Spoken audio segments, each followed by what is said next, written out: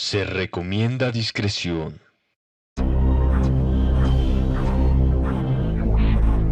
Los has visto en las películas, pero los viajes en el tiempo puede que no estén tan lejos de la realidad, o eso nos gusta pensar. En definición, el viaje en el tiempo es el concepto de moverse de un punto a otro de manera análoga en diferentes puntos del espacio. Películas como Regreso al Futuro nos han enseñado la magia que esconden estos sucesos. Los viajes en el tiempo han fascinado a todo el mundo, en especial a los aficionados de la ciencia ficción. ¿Serán posibles? Si en el futuro generan una tecnología de este tipo, no sería tan descabellado pensar que ya estén viajando entre nosotros. Número 7. La chica del celular. Existe una grabación que tiene lugar años después de la Segunda Guerra Mundial, en 1938. En ella se puede apreciar a una mujer hablando con un dispositivo parecido a un teléfono móvil de última generación. La explicación a este caso la da un informador del diario Daily Mail, el cual dice ser bisnieto de la mujer. El móvil en cuestión podría ser un prototipo de celular creado por la marca DuPont, donde la chica de 17 años trabajaba probándolo. Número 6. Es el año de 1962 y el jugador de fútbol Garrincha levanta la Copa del Mundo para Brasil. En la foto se aprecian muchos fotógrafos, pero entre todos destaca la imagen de uno, el cual sostiene lo que aparentemente es un móvil de pantalla táctil. La explicación que se da a esto es que pudiera tratarse de una cámara Rolleiflex japonesa vista desde atrás. Este tipo de cámaras eran pequeñas y se produjeron desde los años 50 hasta los 80. Número 5. Ordenador portátil de 1920. En el metro de Moscú existe una pintura espectacular en la cual se aprecia un curioso personaje que sostiene un artefacto extraño. Habla con lo que aparentemente es un teléfono móvil y revisa un ordenador portátil. La explicación no parece sencilla. Algunos expertos señalan que puede tratarse de un equipo de radiocomunicación de esa época, captado de una manera muy particular. Número 4. Vestido con una camiseta de última moda, unas gafas fashion y una cámara de fotos moderna, este joven es uno de los viajeros del tiempo más famosos del internet. La fotografía fue tomada en la apertura de un puente en Canadá en 1941. El joven parece ser de otra época si lo comparamos con las demás personas, pero lo cierto es que esas gafas y atuendo se podían conseguir en esa época. De hecho, la camiseta fue bastante famosa. La cámara puede ser un modelo Kodak de bolsillo, por cierto, que estaba en el mercado desde el año 1901. Número 3. Una mujer con un celular en una película de Charlie Chaplin. En los extras de la famosa película de Chaplin de 1928 se puede apreciar una mujer anciana sosteniendo lo que parece un teléfono móvil. Un experto en historia dijo que podía ser un dispositivo auditivo muy famoso en esa época, como una trompeta portable. Número 2. Von Helton. Conocido simplemente como Von Helton, esta figura enigmática es considerada en parte a un vampiro, pero él asegura que es 100% un viajero en el tiempo. Él ha enseñado una prueba de sus procesos de viajes con una serie de fotografías donde se le ve en distintas épocas. Se le puede ver en 1857 en un estudio de Inglaterra, hasta en Berlín en 1945 o en nuestros días enfrente de una bandera americana. Es un verdadero viajero del tiempo, o quizás un vampiro, o un tremendo farsante. Júzgalo tú mismo o tú misma. Y finalmente, llegamos al puesto que con tantas ansias estabas esperando. Número 1. El puesto número 1 se le atribuye a Andrew Carlson. Él viajó hasta nuestros días desde el año 2256 y en poco tiempo amasó una gran fortuna en el Wall Street. Según se reportó, Carlson empezó con una inversión de $800 que en poco tiempo convirtió en $350 millones. Esto atrajo la atención y una serie de investigaciones que enseguida se ocupó de él. Esto podría confirmar la teoría de que los viajes en el tiempo son posibles. Infraescucha, como siempre, tú eres el que tiene la última opinión. ¿Crees que los viajes en el tiempo son posibles? ¿O simplemente nos gusta soñar con otra realidad a través de la ficción? El universo está lleno de misterios que no podemos explicar, desde criaturas misteriosas a los fenómenos paranormales más inexplicables. No hay límites a los misterios de nuestro mundo. El día de hoy hablaremos sobre algunos de los fenómenos misteriosos que posiblemente no conozcas. Esto es Inframundo Relatos. Número 10. La monomofeta de Mayaca. El monomofeta es un homínido que se dice que habita en Florida. A menudo se le describe como un primate bípedo, con el pelo largo y oscuro, que tiene un olor muy desagradable. Se cree que vive en los pantanos alrededor de Florida, donde ha habido numerosos avistamientos. En el año 2000, una misteriosa mujer envió 2 fotos a la oficina del sheriff del condado de Sarasota, Florida, pero deseaba permanecer en el anonimato. Los escépticos dicen que la criatura es solo una persona en traje, un orangután que se había fugado. Quizás nunca lo sabremos. Número 9. Las caras de Belmez. Este caso es muy conocido en España y a muchos les sonará familiar. En 1979, la familia Pereira comenzó a encontrar rostros humanoides extraños que aparecían y desaparecían en su casa sin explicación.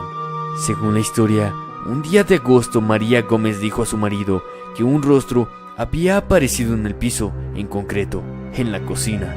Su marido destruyó inmediatamente la imagen con un pico, pero apareció de nuevo más tarde. El alcalde les prohibió la destrucción de la nueva cara y había que cortar la pared para hacer una prueba.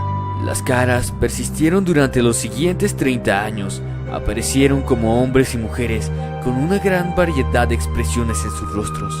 Al igual que muchos otros sucesos paranormales, se encontró que la casa estaba construida sobre un cementerio y cuerpos fueron encontrados debajo de la casa. Nuevamente los escépticos afirman que los rostros son un engaño creado con un químico oxidante. Número 8. Avistamientos nocturnos en Fresno. Las imágenes es de 2 cámaras de vigilancia que captó una figura caminando a través del marco. No se sabe mucho acerca de la cinta, pero nadie puede explicar lo que está pasando aquí. La figura se mueve en una forma no natural, casi como si estuviese caminando sobre zancos. No hay suficiente detalle en el video para saber qué es lo que parece exactamente, pero ha habido otros videos capturados donde se representan criaturas similares, así como el doblaje de los noctámbulos. Número 7. Luz Pauling. La historia de la Luz Pauling cuenta que una noche un tren en movimiento aplastó a un guardaagujas ferroviario que dirigía el tren con una linterna. Otra historia dice que es el fantasma de un hombre que estaba en el bosque en busca de su hijo con una linterna y que fue atropellado por un tren. En cualquier caso, este hecho inexplicable de la luz ha estado apareciendo desde hace 40 años y sigue siendo todo un misterio. Todavía aparece casi todas las noches. La luz es una gran esfera que ocupa un poco de horizonte. Los colores van de la gama de rojo y blanco a verde. Número 6. Los fantasmas de las vías del tren en San Antonio. Estas vías que se encuentran en San Antonio se han conocido como las vías de los fantasmas, debido a un extraño fenómeno que ocurre a los coches que paran en las vías. La historia de fondo habla de un autobús escolar lleno de niños que se quedó atascado en las vías del tren. Se dice que el tren golpeó al autobús matando a todos los niños. Ahora mismo, si vas con tu coche y lo paras en las vías, el coche empieza a moverse solo hasta salirse de las vías. Junto con el movimiento del coche en sí, la gente ha dicho sentir la vibración del coche o escuchar voces y susurros de los niños. Para hacer esta historia aún más espeluznante, la gente ha reportado rociar polvo de bebé en su coche, solo para encontrar huellas de las manos de niños. Nuevamente, ya saben cómo son los escépticos que dicen que sienten que el lugar es una ilusión óptica y los coches en realidad solo están cuesta abajo. Pero lo raro es que todavía no se explican las huellas de las manos que muchos han encontrado en su coche. Número 5. La gárgola de Buckingham. Un video aparecido en Beckingham, Inglaterra, representa lo que parece ser una gárgola saltar de un conjunto de edificios a otro. Muchos han investigado la zona e informado de una extraña sensación de ser observado, pero no existe otra evidencia de la gárgola. Otra vez con los escépticos, que han tratado de refutar la existencia de la gárgola, afirmando que el video es simplemente un montaje. El extraño homínido tiene los ojos brillantes y se mueve de una manera natural muy rápidamente. Número 4. La habitación 428.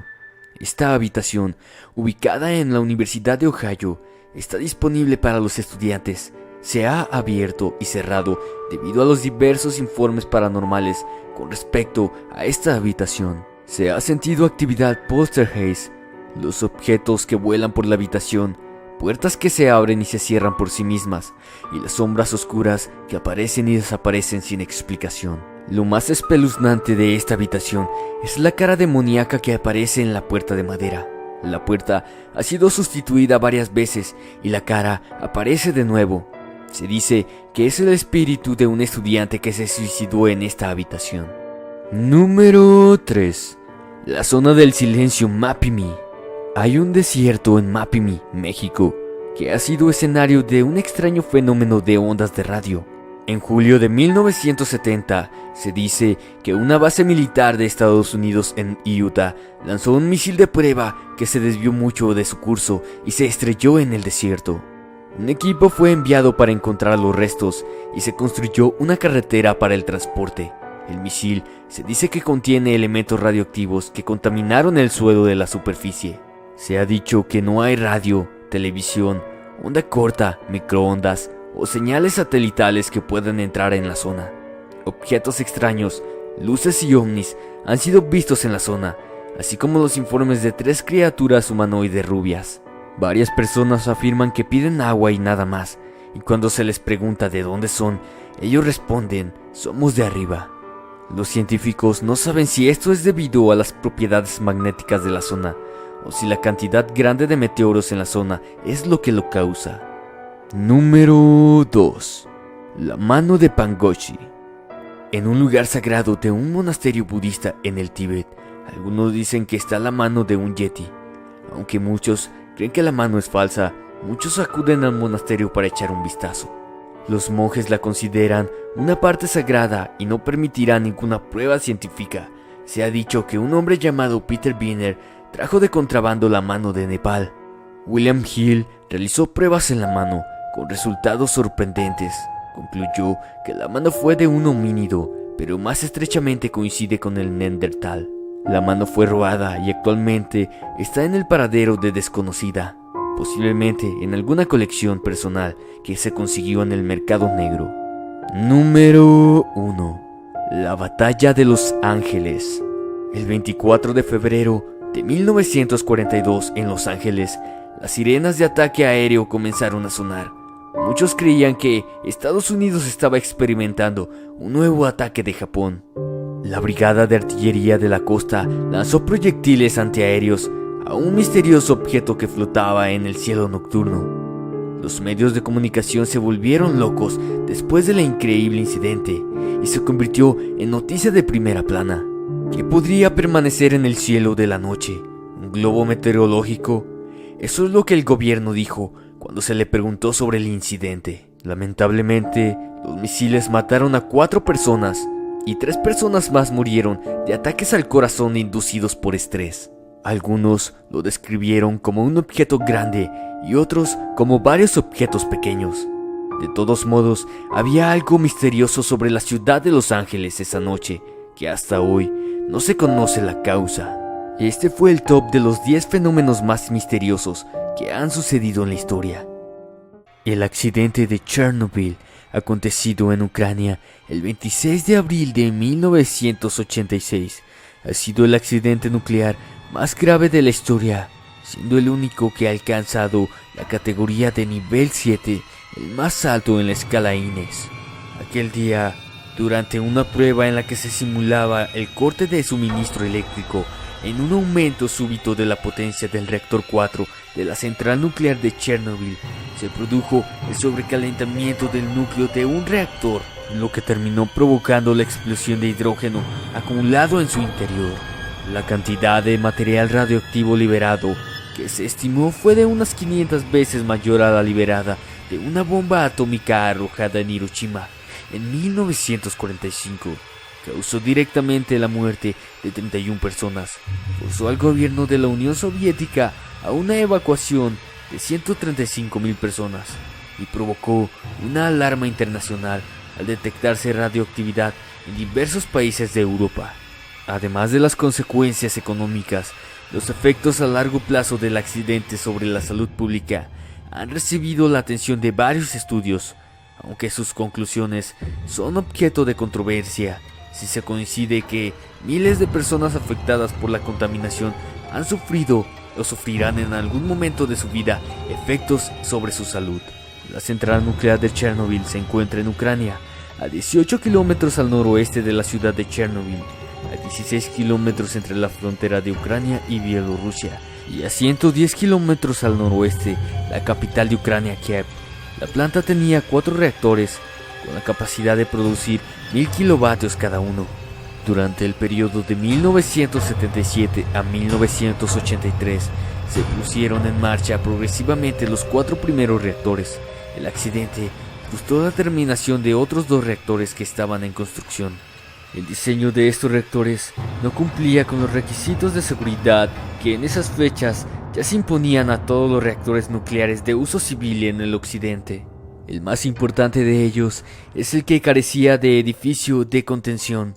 El número de reactor estaba compuesto por un inmenso cilindro de grafito de 1700 toneladas, dentro del cual 1600 tubos metálicos resistían a la presión alojada de 190 toneladas de dióxido de uranio en forma de barras cilíndricas. Por estos tubos circulaba agua pura de alta presión que, al calentarse, proporcionaba vapor a la turbina de rueda libre. Entre estos conductos de combustible se encontraban 180 tubos, denominados barras de control, compuestos por acero y boro, que ayudaban a controlar la reacción en cadena dentro del núcleo del reactor. Pero la pregunta es, ¿qué sucedió exactamente en Chernobyl? ¿Por qué ocurrió ese desastre? ¿Y qué impacto ecológico causó? El accidente ocurrió en la madrugada del 26 de abril de 1986. Consistió básicamente en una conjunción de fallas humanas y de diseño de la planta. Se originó en una serie de pruebas que, con el fin de mejorar la seguridad, se iniciaron en el reactor. La idea era verificar que la inercia de una turbina era suficiente si se producía una interrupción abrupta de la alimentación eléctrica, para que los generadores mantuvieran en funcionamiento al sistema de refrigeración hasta que se arrancase los generadores de diésel de emergencia. En la unidad 4 de la central de Chernobyl se intentó ese experimento después de haberlo realizado con éxito en la unidad número 3. Para llevarlo a cabo era necesario llevar el reactor a un 30% de su potencia de funcionamiento, o sea, 3.200 millones de vatios térmicos. El 25 de abril, a la 1 de la mañana, se comenzó a bajar la potencia y a las 13 horas el reactor ya estaba funcionando a un 50% de potencia cuando se desconectó una de las 2 turbinas. En ese punto, las autoridades del sistema pidieron que se lo mantuvieran por necesidades de la red eléctrica. La central quedó esperando la autorización para iniciar la experiencia, cosa que ocurrió a las 23 horas. A las 23:10 se bajó la potencia del reactor por un error de operación. Ese fue su primer error. La potencia se bajó a 1%, provocando la condensación del vapor presente en el núcleo. Como el agua absorbe más neutrones que el vapor, esto introdujo reactividad negativa. Entonces decidieron extraer todas las barras del control del núcleo, algo que no estaba permitido por los manuales de operación. Segundo error. Fue posible porque el diseño no contemplaba el esclavamiento del mecanismo. Con el reactor operando prácticamente sin barras, se alcanzó un 7% de potencia en un estado de alta inestabilidad. Las barras de control absorben los neutrones excedentes, manteniendo al reactor estable o crítico. Su remoción introduce la reactividad positiva.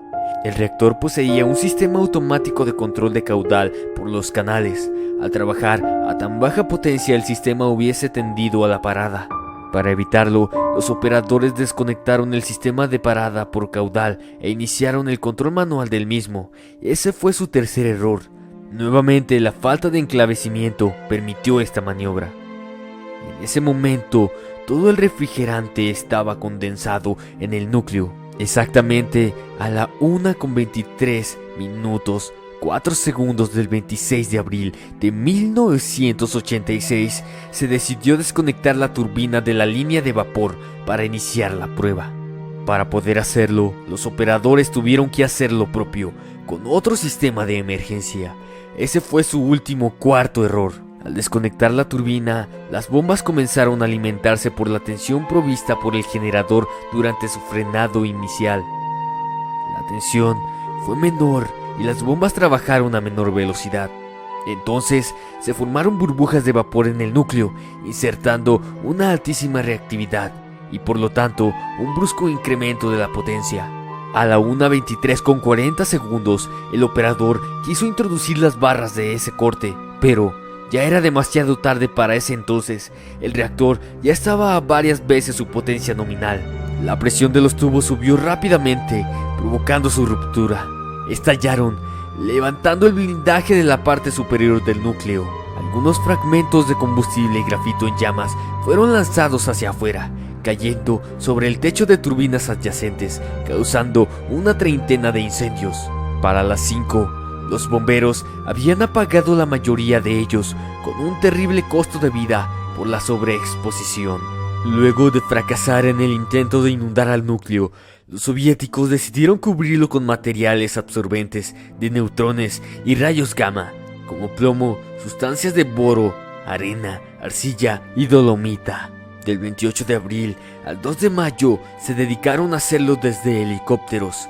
Cavaron un túnel por debajo de la central para introducir un piso de hormigón y evitar la contaminación de las capas de aguas subterráneas. Así consiguieron que cesaran las grandes emisiones de material radioactivo. El reactor fue finalmente recubierto con un sarcófago de hormigón que provee un blindaje suficiente como para trabajar en los alrededores. Para evacuar el calor residual se instalaron ventiladores y filtros. Este accidente dejó algunas consecuencias. Alrededor de 30 personas perdieron la vida inmediatamente. Otros 15 murieron apagando el fuego por radiación y otras causas relacionadas. 350.000 personas tuvieron que ser evacuadas en más de 150.000 kilómetros cuadrados, muchos de los cuales permanecen aún deshabilitados. Se calcula que ese desastre se llevó la vida de 4.000 personas aproximadamente, contando 50 trabajadores expuestos a las mayores radiaciones. Alrededor de 3.940 personas que murieron por cáncer y leucemia provocados por la radiación. A esa conclusión llegó el informe del Foro de las Naciones Unidas sobre Chernobyl. El mismo documento sostiene que 2.200 obreros de 200.000 que realizaron trabajos sobre la planta después del accidente morirán por las radiaciones recibidas corporalmente. 1.800 niños y adolescentes de las áreas más contaminadas contrajeron cáncer de tiroides, y se teme que el número de casos de cáncer de tiroides como consecuencia del accidente llegará a 8.000 en las próximas décadas. Lamentablemente, 5 millones de personas viven actualmente en la zona de Belarus, Rusia y Ucrania, contaminadas con radionucleosis. Sin embargo, el informe de la ONU advierte que, en su mayor parte, salvo en la zona incluida en un radio de 30 kilómetros del reactor, que está muy contaminada, y en algunos lagos cerrados y bosques de acceso restringido, los niveles de radiación han vuelto a situarse en valores aceptables. La radiación liberada por el reactor fue 500 veces superior a la bomba de Hiroshima de 1945. Además, gran parte de los terrenos afectados por la radiación solo se verán normalizados pasando 200.000 años. Eso es lo que explica Greenpeace.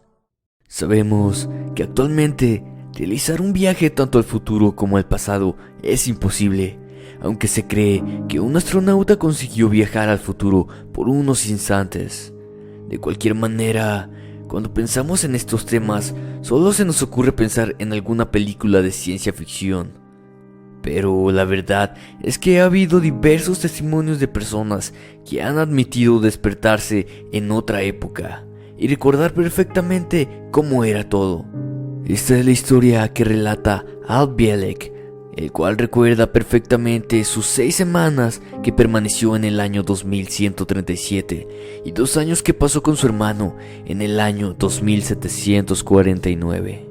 Al Bielek y su hermano Duncan fueron parte de un proyecto llamado Montauk, el proyecto secreto del gobierno de los Estados Unidos.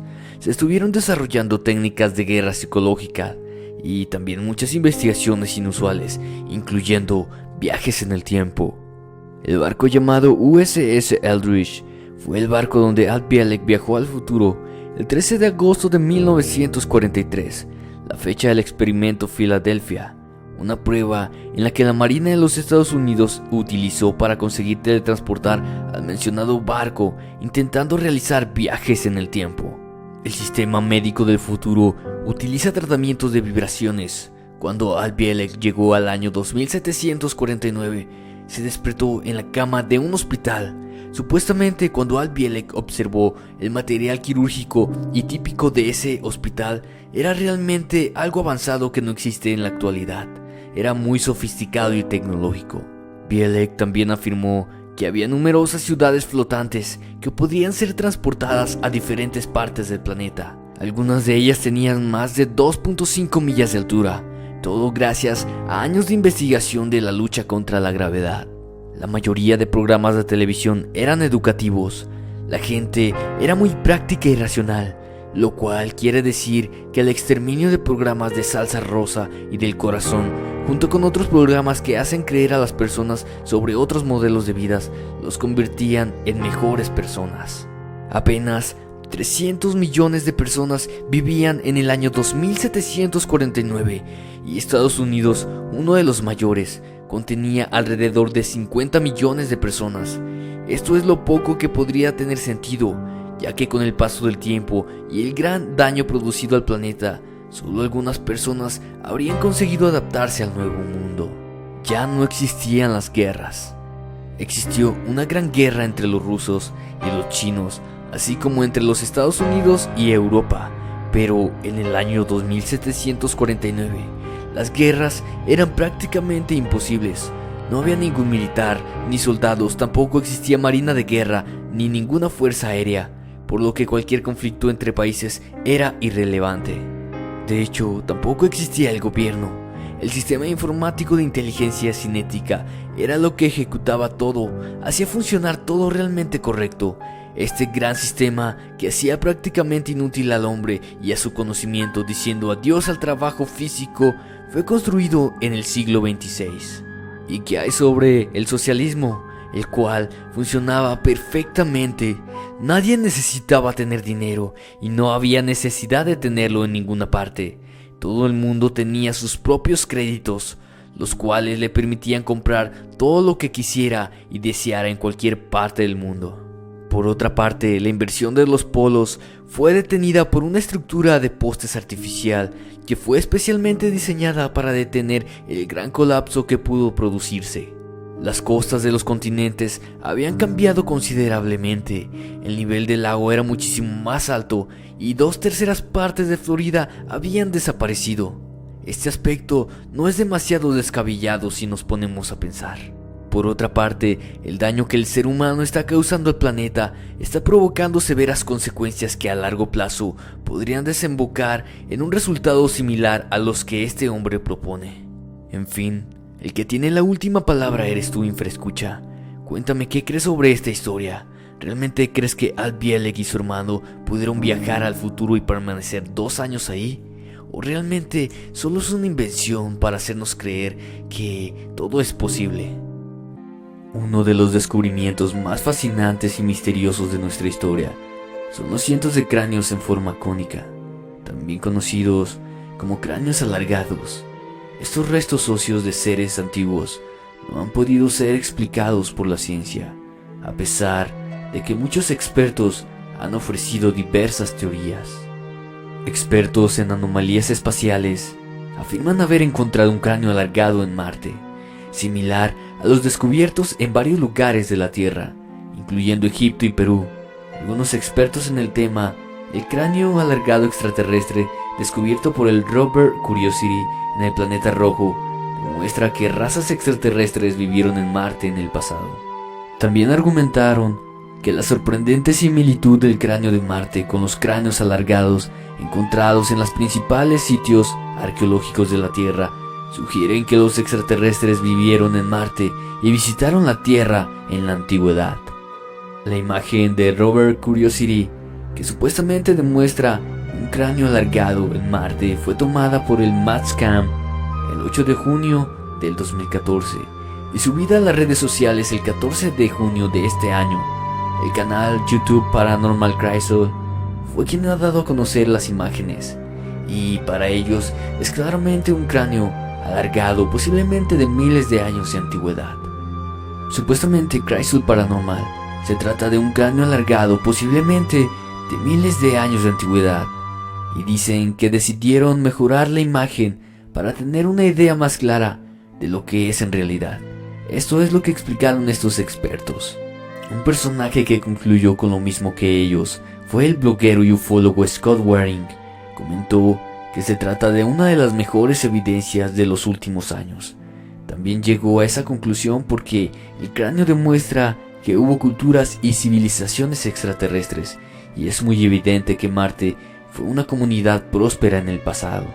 Sin embargo, los escépticos dijeron que la supuesta mejora realizada a la imagen era realmente un montaje para alterar el objeto original y hacer que pareciera un cráneo, a pesar de que probablemente no sea más que una roca de Marte.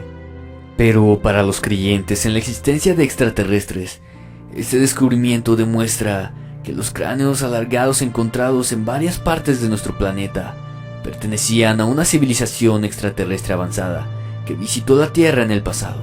Según algunas teorías conspirativas, extraterrestres avanzados vinieron a la Tierra hace varios miles de años y enseñaron a los humanos primitivos ciertas artes, como la escritura, las leyes, las matemáticas o la ciencia, y ayudaron a los seres humanos en la construcción de monumentos históricos como las pirámides de Egipto. La cultura avanzada, habilidades científicas y tecnológicas de los extraterrestres hizo que los seres humanos los adoraran como dioses. Incluso la práctica de la deformación craneal artificial surgió de los intentos de los seres humanos para modificar los cráneos para que fueran semejantes a los dioses, a esos dioses extraterrestres. Pero en tu propia opinión, ¿la imagen muestra un cráneo alargado en Marte o es una simple roca? Los mares de nuestro mundo son considerados una auténtica belleza de la naturaleza, pero también ocultan grandes misterios. Uno de los fenómenos más extraños en alta mar a lo largo de la historia es la aparición de barcos fantasmas, embarcaciones que se encuentran a la deriva, vagando por los mares sin ningún tipo de tripulación. Podemos encontrar historias sobre barcos fantasmas en la tradición del mar, siendo una conversación a evitar por todos aquellos que viven de los océanos. Los barcos fantasmas se dividen en dos categorías: los que son supuestamente buques fantasmas impulsados por fuerzas sobrenaturales desconocidas, y los que sus tripulaciones desaparecen en misteriosas e inexplicables circunstancias. Por lo general, es bastante fácil de distinguir entre los dos. Sin embargo, hay casos en que no se puede determinar fácilmente si estamos hablando de un simple barco abandonado o de algo más sobrenatural. Uno de los casos registrados más extraños de barcos fantasmas es el del SS Beishmu, que pasó de ser un simple barco fantasma a convertirse en uno de los mayores y más perturbadores misterios marítimos de nuestros días. El SS Beishmu era un buque de vapor de acero de unas 1.322 toneladas que comenzó su carrera como buque en Suecia, donde fue construido en el año 1914 como buque de carga oceánico para una naviera alemana bajo otro nombre, operado principalmente entre Hamburgo y Suecia hasta la Primera Guerra Mundial. Debido a las consecuencias de la guerra, el buque fue trasladado a Gran Bretaña donde fue rebautizado como el SS Beishmu. El SS Beishmu fue adquirido por la compañía naviera Hudson Bay Company para utilizarlo de transporte de carga a través del Atlántico hasta la costa norte de Canadá. El barco fue utilizado para el transporte de pieles, pero también realizó viajes a Alaska y a la Columbia Británica llevando pasajeros. El Beishmu operaba con toda normalidad, desafiando los mares agitados, el mal tiempo y los peligrosos témpanos de hielo para llevar a cabo un total de 9 viajes exitosos. Pero el 1 de octubre de 1931, la suerte de la nave cambiaría por completo. El Beishmu transportaba un cargamento de pieles valiosas hacia Vancouver, cuando una tormenta repentina dejó atrapado el barco en los témpanos de hielo. La situación para la tripulación era realmente aterradora. No podían continuar su viaje y además el barco se podía hundir. Sin pensarlo, el capitán ordenó a la tripulación que abandonaran el barco para dirigirse al pie de la ciudad de Borough, que se encontraba a menos de 2 kilómetros de distancia. La tripulación consiguió llegar a Borough sanos y salvos. Después de descansar 2 días, decidieron volver a su barco abandonado, pero cuando llegaron, se sorprendieron al encontrar que el buque se había liberado del hielo en su ausencia y se encontraba a la deriva. La tripulación decidió construir un campamento en el hielo mientras pensaban cómo recuperar su barco. Por desgracia para la tripulación del Beishmu, el mal tiempo no dio tregua y el 8 de octubre la nave volvió a quedarse atrapada por el hielo, aunque esta vez parecía definitivo. El 15 de octubre, debido a que el temporal no parecía parar, Hudson Bay Company envió un equipo de rescate para evacuar a la tripulación del campamento. Aunque 22 tripulantes fueron rescatados, el capitán y otros 14 miembros de la tripulación se negaron a abandonar el buque. Optaron por permanecer acampados en el hielo a pesar de fuertes tormentas. El 24 de noviembre, una fuerte tormenta de nieve particularmente cruel dejó sin visibilidad toda la zona. Cuando la tormenta se disipó al día siguiente, y para sorpresa de toda la tripulación, el Beishmu había desaparecido. El capitán y su tripulación supusieron que el barco se había hundido en las profundidades gélidas y oscuras. La tripulación abatida decidió regresar a la civilización, aunque semanas más tarde un cazador nativo les dijo que había visto al barco a 72 kilómetros de donde había quedado atrapado en el hielo. La tripulación emprendió un viaje para recuperar la embarcación, y así fue. El Beishmu estaba exactamente en el lugar donde el cazador lo había visto, pero después de examinar a fondo la condición del Beishmu, el capitán decidió que estaba muy dañado para volver a navegar, por lo que la tripulación recuperó las pieles más valiosas, dejando así el barco definitivamente abandonado a su destino. Y a partir de aquí comenzó el misterio del Beishmu. Muchas personas afirmaron haber visto el barco sobre las frías aguas del Atlántico Norte, totalmente intacto y sin tripulación. Además de los avistamientos, hubo quienes trataron de acceder a la nave, pero parece ser que el barco fantasma acababa eludiéndolos asombrosamente, desapareciendo sin dejar ni rastro. Todo intento de abordar el barco abandonado era frustrado de alguna manera, y cada equipo que intentaba la hazaña se veía obligado a dejarlo marchar por una razón u otra. Según los registros históricos, cuando la gente lograba subir a bordo, los témpanos de hielo parecían salir de las aguas como tiburones atraídos por la sangre. Además, los cables de los remolques conectados al Beishmu en todas las ocasiones se acababan rompiendo, ya sea debido a las fuertes mareas, la aparición misteriosa de hielo o incluso a veces sin razón aparente, como si fueran cortados por una fuerza invisible. Debido a las dificultades a las que se enfrentaban todos aquellos que trataban de salvar el barco, el Beishmu se ganó la reputación de ser el barco maldito, un mal presagio para aquellos que lo avistaban. En 1939, definitivamente el Beishmu desapareció en las frías extensiones del Ártico durante más de 23 años. En un principio se creía que el barco finalmente se había hundido, pero en marzo de 1962, Un grupo de esquimales lo avistó a la deriva cerca de la costa del mar de Beaufort. El barco fantasma fue posteriormente avistado varias veces más, hasta 1969, cuando un equipo de rescate fue a investigar un avistamiento que decía que el Baishimou estaba varado en el hielo, pero cuando llegaron había vuelto a desaparecer. Desde entonces nadie más lo ha vuelto a ver. Pero la gran pregunta es, ¿dónde está ahora el Baishimou? Después de 1969, se creía que el mar se había tragado la embarcación y todas las búsquedas para encontrarlo acabaron en fracaso. En el año 2006 se produjo el resurgimiento del interés sobre el misterioso destino del SS Baishimou y el gobierno de Alaska anunció su interés de localizarlo nuevamente, pero hasta ahora no han encontrado nada, como si el barco hubiera desaparecido de la faz de la tierra. El destino del Baishimou y su cargamento, que todavía está intacto, sigue siendo desconocido. ¿Qué es lo que pasó con este barco?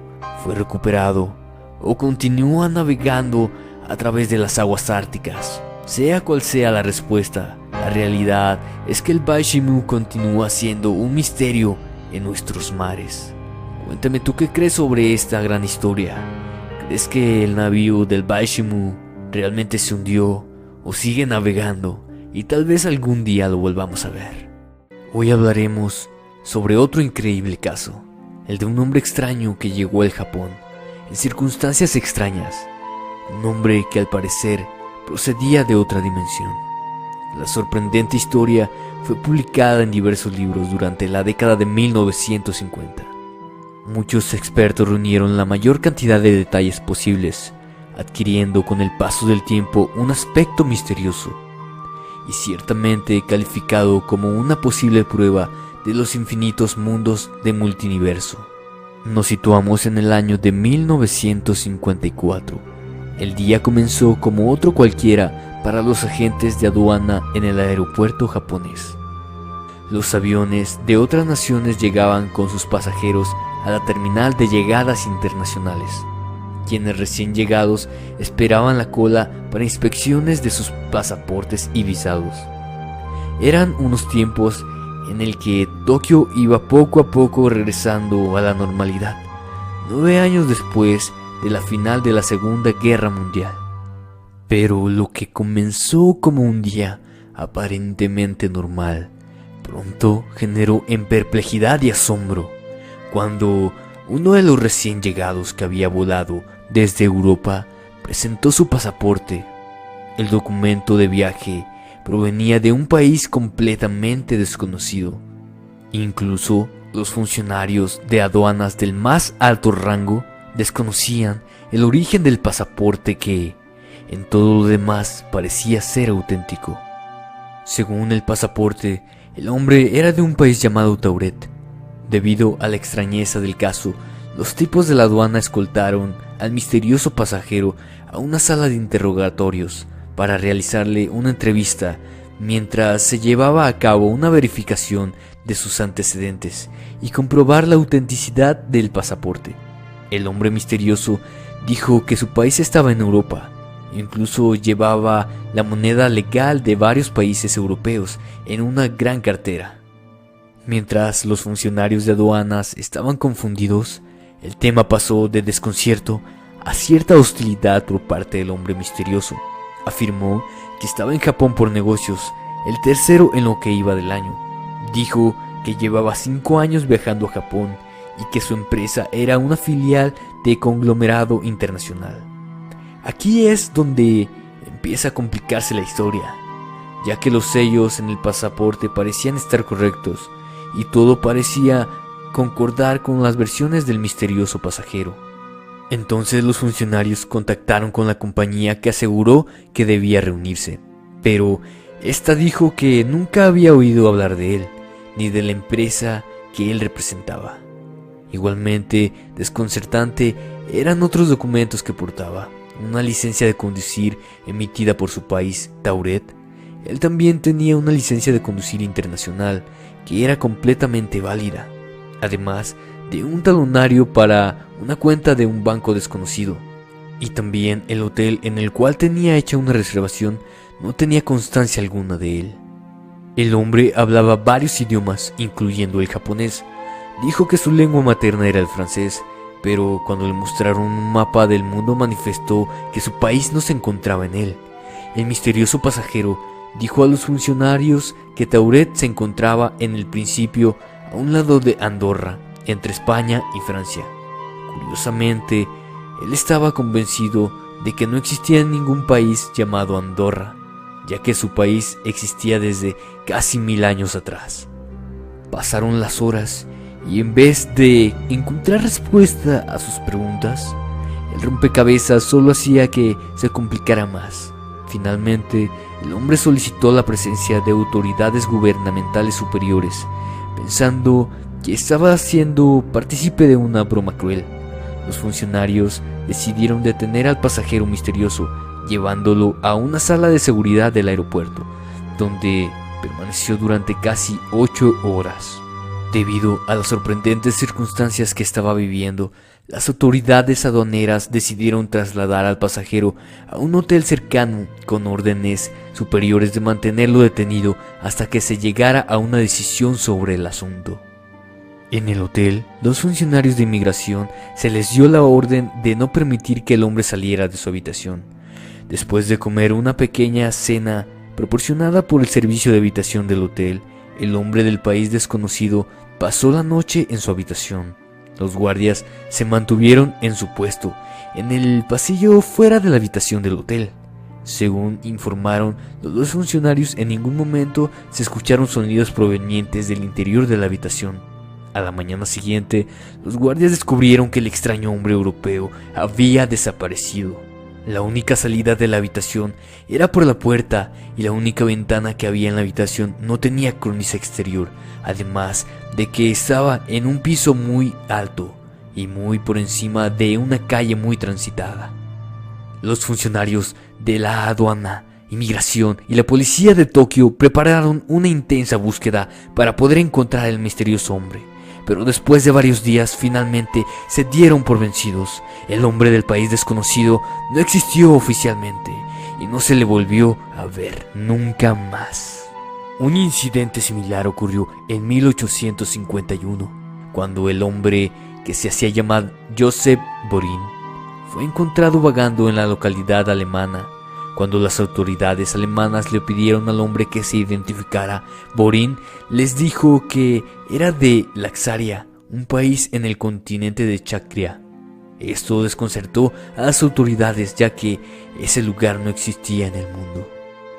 En la actualidad, ya son muchos los científicos que creen la teoría del multiverso.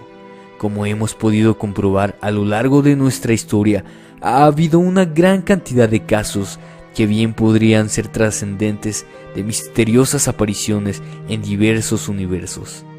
Pero es cierto que a día de hoy estas teorías no se han podido llegar a demostrar, pero como siempre decimos, cada uno es libre de sacar sus propias conclusiones.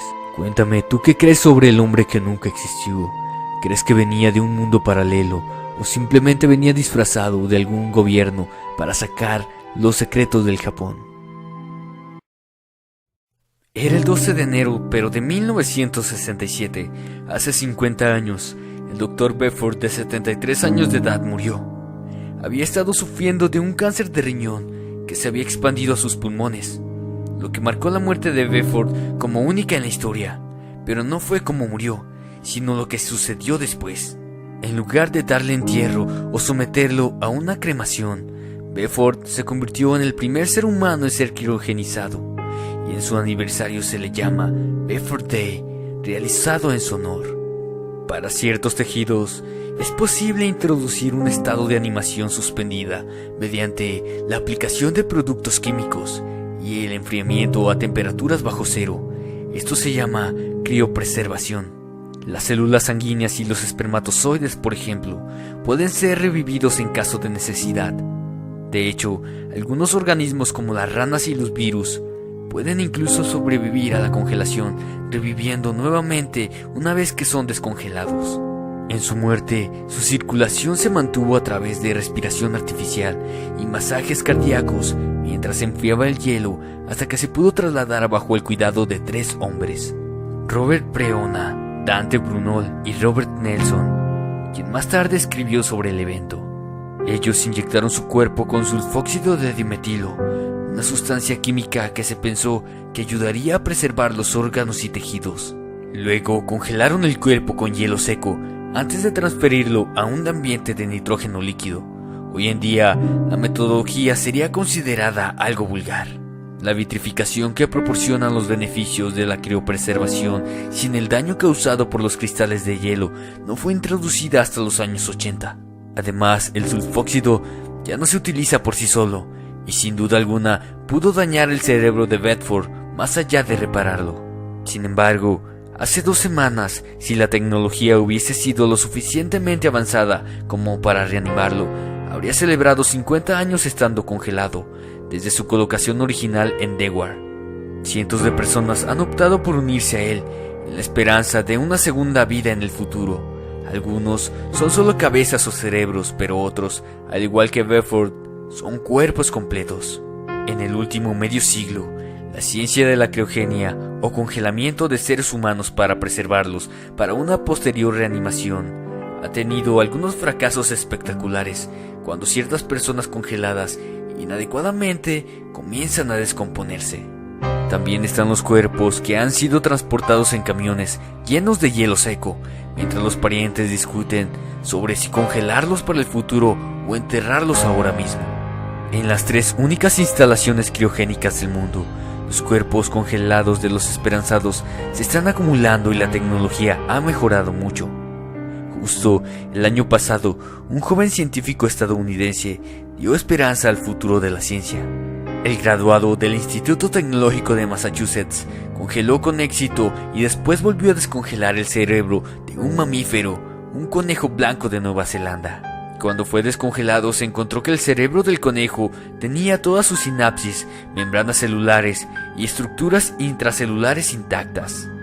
El salto a la reanimación de uno de los seres humanos congelados en las 3 instalaciones criogénicas puede llevar algún tiempo, pero el estado del cuerpo de Bedford, cuando fue examinado 24 años después de su conservación inicial, era prometedor. Bedford estaba muriendo de cáncer de riñón a la edad de 73 años en 1966, cuando hizo planes para convertirse en el primer cadáver congelado con éxito por el pionero de la criogenia, Bob Nelson.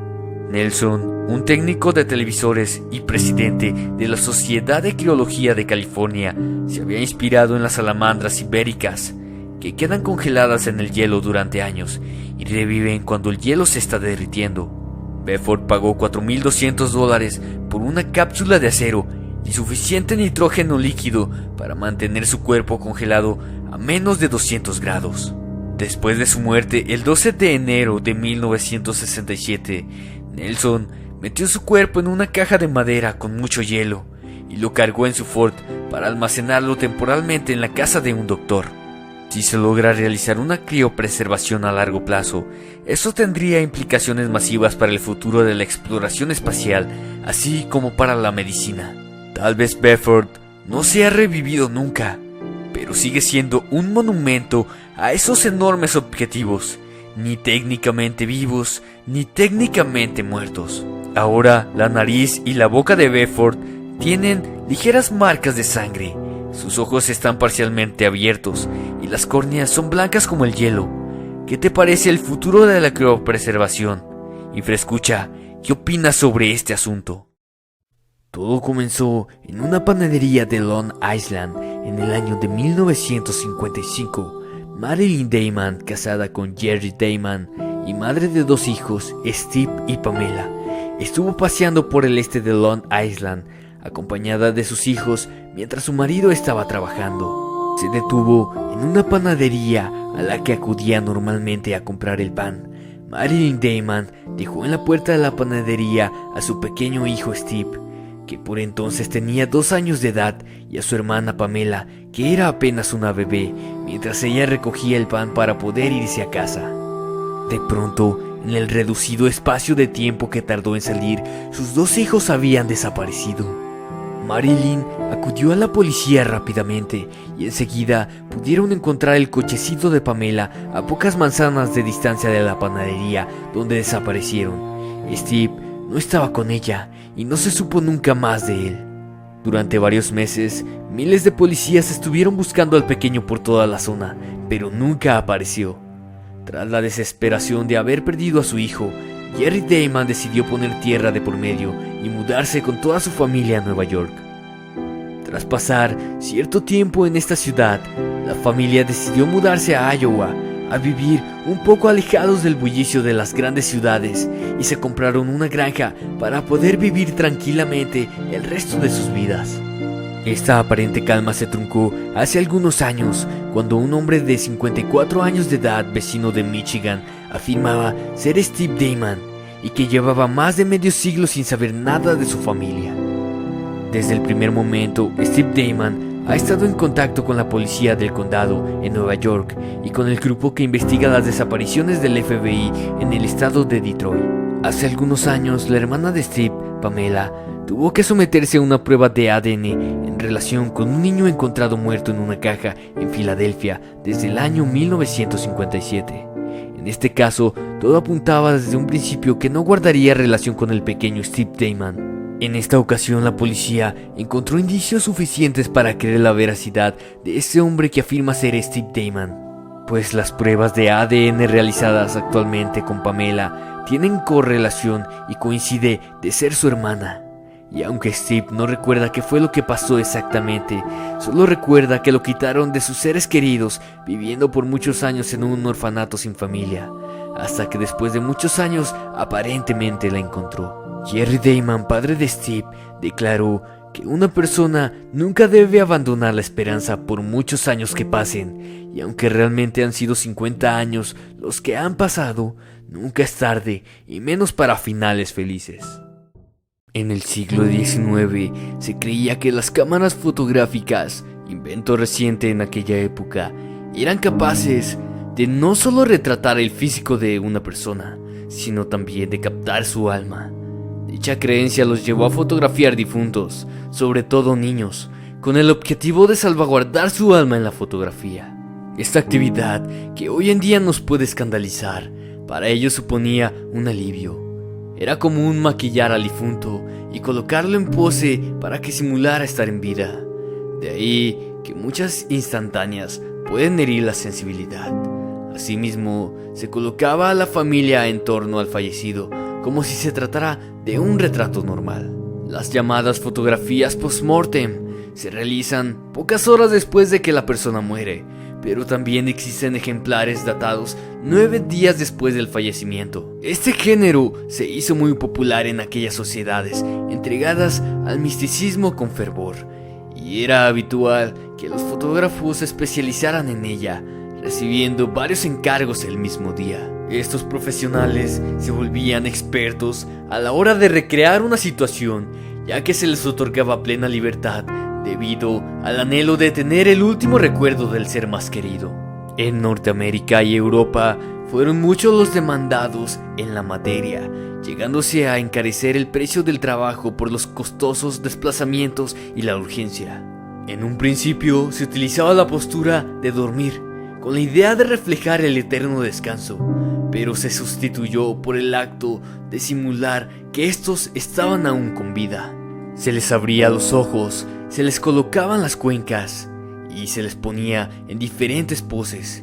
Esto originó que los propios responsables aprendieran trucos de maquillaje, llegando a creer algunas sorprendentes instantáneas, mientras que en otras ocasiones el patetismo inundaba la escena. Además, al colocar la cámara a la altura del rostro, el daguerrotipo resultaba muy crudo, por lo que se añadieron algunos complementos como flores, entre otras cosas. Esta práctica, que se llegó hasta mediados del siglo XX, cayó en desuso por la difusión de las nuevas cámaras que permitían tomar fotografías de personas vivas, con un resultado más agradable para la sociedad. Por lo tanto, aunque a la fotografía post-mortem familiar se le empezó a tildar de morbosa o insana, se sigue practicando en casos excepcionales, como el de los personajes relevantes como Juan Pablo II, como prueba testimonial para la prensa. En Estados Unidos, los padres de bebés recién nacidos, o mejor dicho, fallecidos, están empezando a recurrir a esta como único medio de tener algún recuerdo. Sin embargo, en este caso, no son tanto los fotógrafos atrevidos, más bien los voluntarios. De acuerdo con Neil Armstrong, el primer hombre en caminar sobre la Luna, se encontró 2 enormes naves extraterrestres el 20 de julio de 1969, cuando el módulo lunar Apolo 11 supuestamente aterrizó en la superficie de la Luna. Presuntas conversaciones entre Armstrong y el control de la misión revelaron las verdaderas razones detrás de la decisión del gobierno de los Estados Unidos para cancelar el programa de alucinajes en 1973. Aunque la calidad de la transmisión no era buena, millones de personas escucharon cómo Armstrong decía: "Un pequeño paso para el hombre, un gran paso para la humanidad". Pero también hay quien asegura haber escuchado cómo el astronauta estadounidense decía que podía ver una luz en el borde de un cráter cercano. El control de la misión respondió con una solicitud para obtener más información, después de la cual se cortó la transmisión. Y aunque la NASA siempre ha negado la autenticidad de la transmisión, son muchos los ex técnicos de la Agencia Espacial Estadounidense que han revelado todo lo contrario. Es más, la comunicación por radio se interrumpió varias veces durante la emisión del Apolo 11 con el fin de ocultar la verdad al público. Y por si a alguien le queda alguna duda, ahora imágenes tomadas por la sonda espacial estadounidense lunar revelan una estructura lunar de origen artificial, muy posiblemente construida por alguna civilización extraterrestre. Evidencia de actividad extraterrestre en la Luna. Teorías de conspiración que aseguran haber localizado una estructura extraterrestre en la superficie de la Luna sugieren que el objeto en forma de disco podría ser una base lunar móvil para una civilización extraterrestre tecnológicamente avanzada. Y como siempre, se asegura que la NASA está haciendo todo lo posible para ocultar las evidencias de la existencia de vida extraterrestre inteligente. Las imágenes fueron tomadas por la sonda espacial lunar de la NASA, que lleva más de 7 años orbitando la Luna. En las imágenes recientes publicadas en internet, se puede apreciar un objeto similar a un disco desde diferentes ángulos. Los teóricos de la conspiración también les llama la atención otra imagen lunar, y muestra un cráter que parece tener forma de un triángulo creado artificialmente con bordes claros poco naturales. Vaya que curiosamente, este triángulo perfecto ya no aparece en otras imágenes del Google Moon. Nigel Watson, autor escéptico del manual de investigación OVNI, dijo al periódico británico Mail Online que estas misteriosas formaciones podrían ser explicadas como estructuras naturales y la forma es iluminada simplemente por el sol. Las fotografías corresponden a antiguas misiones del Apolo y se pueden ver con gran claridad y detalle, mucho más ahora con esta gran tecnología, y las cámaras de la NASA cuestan 1000 veces más, mencionó el youtuber Vicente Fuentes en su blog de ufología. De nuevo, evidencias de actividad extraterrestre en la Luna. Parece ser que nuestros avances están siendo seguidos por civilizaciones de otros mundos. Ahora bien, no sabemos su intención. Algunos creen que quieren esclavizar a la raza humana, otros que simplemente nos observan. Pero lo que está claro es que las diferentes agencias espaciales son conscientes de su existencia, y lo que no sabemos es hasta cuándo nos ocultarán la verdad. Nifre, escucha, cuéntame tú qué opinas sobre estas supuestas fotos que evidencian estructuras inteligentes y extraterrestres en la Luna. ¿Crees que estamos solos o alguien siempre nos ha estado observando? La idea de realidades paralelas, más allá de la nuestra, no es nueva. Sin embargo, ¿qué pasaría si un día despertaras en una vida completamente diferente? En el año de 1956, la revista Fate explicó la curiosa historia de una mujer que al parecer cambió a otro universo paralelo en el año 1934. Según los informes, en otoño de ese año, una mujer llamada Miriam Golding tuvo una experiencia inusual mientras que se encontraba en el ascensor con su prometido en Chicago. El ascensor estaba lleno de gente y cuando Miriam se bajó en el piso equivocado, se encontró con que no podía volver debido a la multitud de personas, por lo que decidió esperar al próximo ascensor. Fue entonces cuando descubrió que no se encontraba en el edificio, sino en una estación de tren. La enorme estación estaba llena de viajeros y en la megafonía se podía escuchar los anuncios de las llegadas y salidas de los trenes. Miriam se dirigió a un puesto de información donde había una mujer, pero esta la ignoró por completo. Sorprendida, Miriam siguió una serie de señales que indicaban el camino hacia la calle. Pero cuando salió, se dio cuenta de que no se encontraba en Chicago. Ella fue recorriendo las calles y se dio cuenta de que todo el mundo la ignoraba, como si nadie la hubiera visto. Pero después vio a un niño confundido de pie en la acera. Miriam se acercó y le preguntó qué le pasaba, y el niño la miró, por lo que fue la primera persona en reconocer su existencia. La joven sonrió levemente y le dijo: «Supongo que también te bajaste en el piso equivocado». Los dos caminaron juntos por la calle, al mismo tiempo que eran ignorados por su alrededor. Miriam y el pequeño llegaron a la playa. A lo lejos había un barco de arena con varias mujeres. Para sorpresa de Miriam, una de las mujeres era curiosamente hermana de su novio. Fue entonces cuando las mujeres llamaron a Miriam y a su joven compañero. El chico intentó nadar hasta el banco de arena, pero las olas le hacían volver a la playa y de repente el banco de arena desapareció. Miriam cerró los ojos con exasperación, desilusión y cansancio, y luego fue superada por una extraña sensación de flotar en el espacio. Después de algún tiempo de esta extraña sensación, abrió los ojos y se encontró a sí misma sentada encima de un taburete en el edificio por la noche, lo que sugería que había estado ahí durante al menos varias horas. Desorientada, Miriam buscó a su novio, pero no lo encontró y decidió regresar a casa. Cuando llegó, su prometido estaba preocupado por su desaparición y había decidido esperarla en casa. Curiosamente, la hermana de su novio, a la que Miriam había visto en el misterioso banco de arena, afirmó que había visto a Miriam caminando en la ciudad e incluso la había llamado, pero ella parecía estar concentrada en acompañar a un joven muchacho. Hoy en día, la historia de Miriam continúa siendo un misterio.